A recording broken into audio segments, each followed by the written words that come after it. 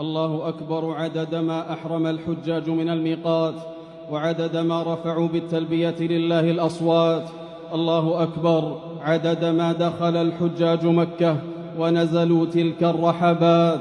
الله أكبر عدد ما طافوا بالبيت العتيق وعظموا الحرمات.